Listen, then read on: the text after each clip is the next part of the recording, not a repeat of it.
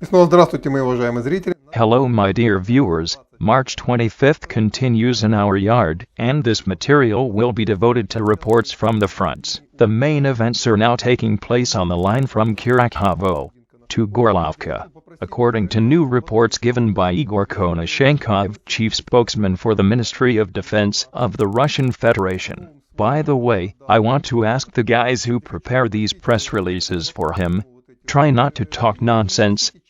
You know, sometimes it just sounds so wild, like today's summary, when the press secretary of the Ministry of Defense of the Russian Federation announces the liberation of Batmanovka settlements, Krasny Partisan. This despite the fact that these are the names of the same locality. Moreover, not Batmanovka, but Betmenovo. New name, former Krasny Partisan. Most important thing is that Krasny Partisan was liberated by the troops of the Donetsk People's Republic back in 2015. Russian officials insist that they are only telling the truth, and it is indeed about 90% true, in contrast to the propaganda of the regime in Kiev, which is, in fact, 90% lying. But when such inaccuracies are allowed, this largely nullifies the whole work. I would very much like to ask the press service of the Ministry of Defense of the Russian Federation to be attentive. Well, God be with them. And so what is happening on the fronts? In fact, there is progress. Every day, the grouping of the Donetsk People's Republic, breaking the defense, moves forward several kilometers. Over the past day, 2 settlements were taken, Troitsko and Stavki. There are fights for Novobamutovka, Novozyalovka Sekundaya, and for Kamenka, namely, the breakthrough that was made a few days ago is expanding. Increases in width and depth, but the main direction of this blow is in the cut between New York, not the New York, which is in the United States of America, the New York, which is in the Donbas, and Avdiivka. Break through the defense of the armed forces of Ukraine. Bypassing Avdiivka from the north, and in cooperation with other parts of the People's Militia of the Donetsk People's Republic, defeat the grouping of Ukrainian troops on the line Donetsk, Avdiivka, and move the front line to a distance from which it will no longer be possible to fire at the capital of the Donetsk People's Republic, at least from artillery systems. Taka-U missile systems will certainly still be available, but this is already much easier than what Donetsk is experiencing today. With the intensification of active hostilities, the leadership of the armed forces of Ukraine understands that sooner or later the artillery systems that are here will definitely be destroyed. No one will take them out. They shoot ammunition, including in a peaceful city. In general, the advance in this direction amounted to several kilometers. Also according to the data that Konashenkov did not mention. But according to my sources, in the Merchinka area, some shooting battles are heard in the Krasnogorovka area, and in the direction of Kharkiv. But there are no confirmed data for this region yet. Also, there are no new data yet, either for Kharkiv, not in the area of the city of Izium. Therefore, we will assume that the situation looks the same as it looked on the expired date. That is, the counterattack in the Izium area was repulsed. Troops of the armed forces of Ukraine were driven back a few kilometers south of Kamenka. But of course, I will follow the development of events. And here I would also like to bring some clarity about the situation near the city of Kherson. My viewers are constantly asking the question, what is happening there? Where is the shooting coming from? What? Where do we hear all this from? You know, I didn't mean to say that. But given what happened yesterday, we can already talk about it. The fact is that a few days ago, a suspicious movement of strange guys was noticed near the mouth of the Dnieper River. That is, at night, in the Alexandrovka area. Stanislav. Through Galutsinovo.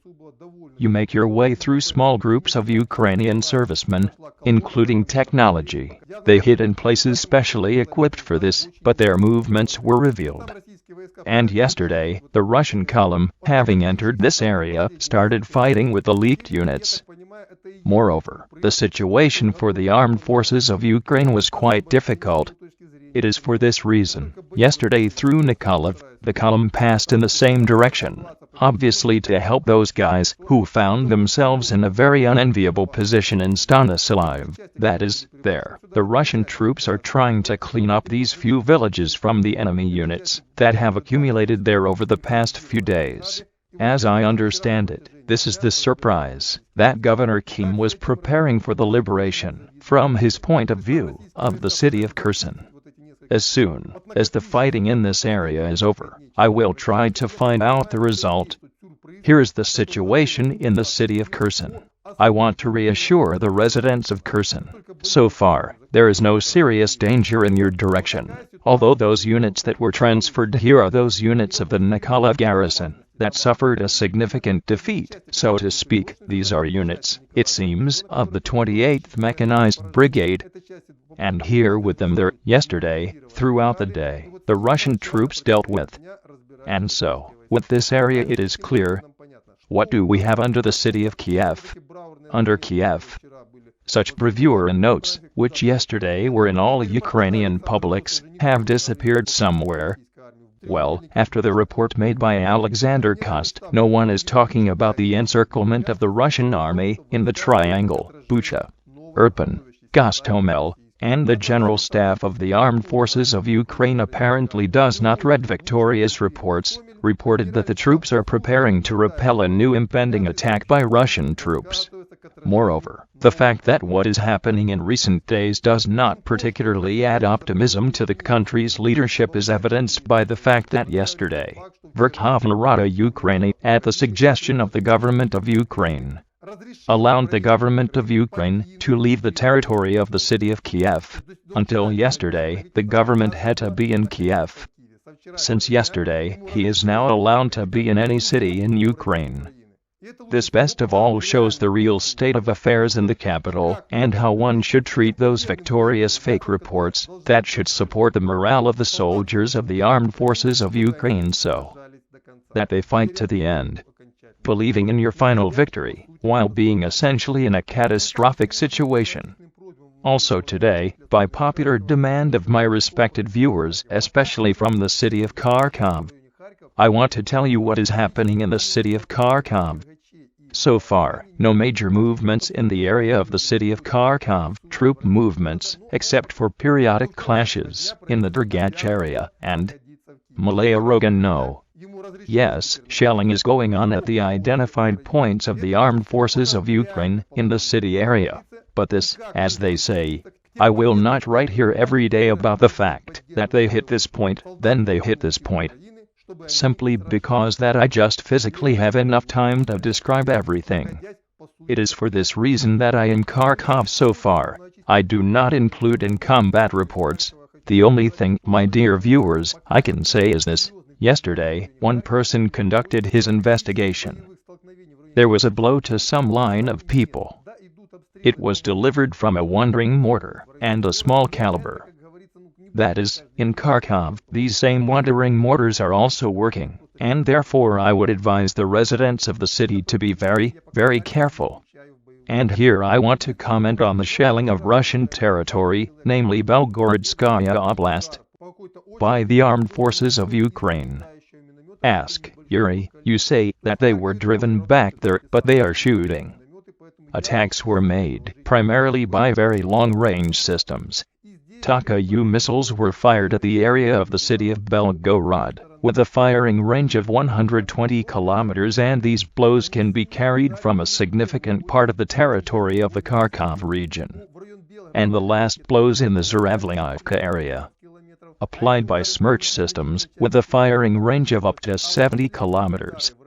The Russian border is close. It is clear that while the armed forces of Ukraine are in Kharkiv, and now such shelling can happen at any time, because to the firing point from the northern suburbs of Kharkiv, for example, the distance to Belgorod is less than 50 kilometers. This is approximately what I can say about what is happening on the fronts of Ukraine. That's all for now. Goodbye. Сегодня вечером. До свидания.